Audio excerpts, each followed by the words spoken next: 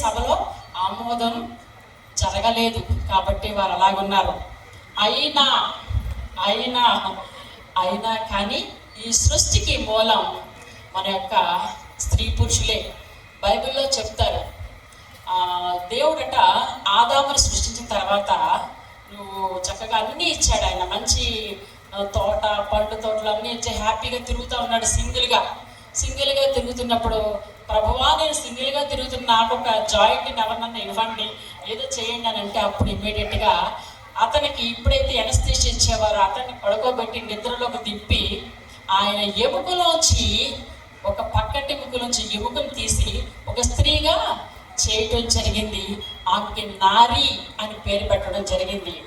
స్త్రీ పురుషులు ఇద్దరు కూడా ఒకటే.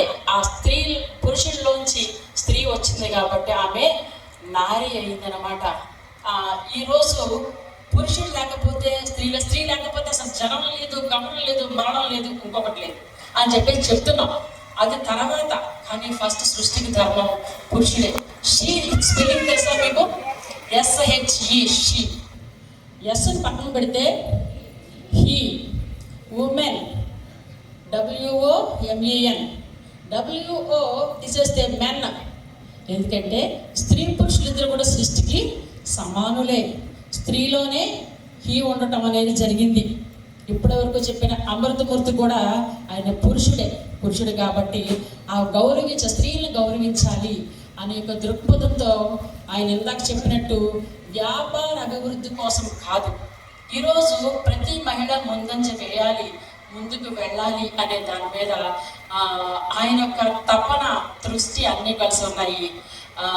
నేను ప్రసంగం ఇంకా కంటిన్యూ చేసే ముందు ఈ యొక్క సాయి ప్రాపర్టీకి సంబంధించిన మెన్ ఎవరైతే టీం అంతా కూడా పురుషులే రావాల్సిందిగా మనవి చేస్తున్నా.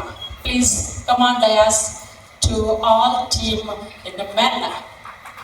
ప్లీజ్ మీరు కూడా అక్కడ చేయండి.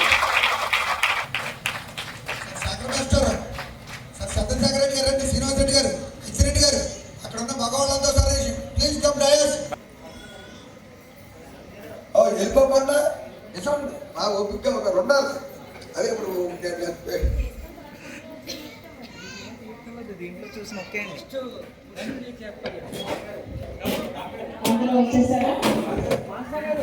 ఓకే, అంతా కూడా మన స్త్రీలతో నిండిన డయాస్ ఈరోజు పురుషులతో నిండింది. ఎందుకంటే ఈ యొక్క స్త్రీ ఈనాటి కార్యక్రమానికి రావడానికి కారణం ఎవరున్నారు?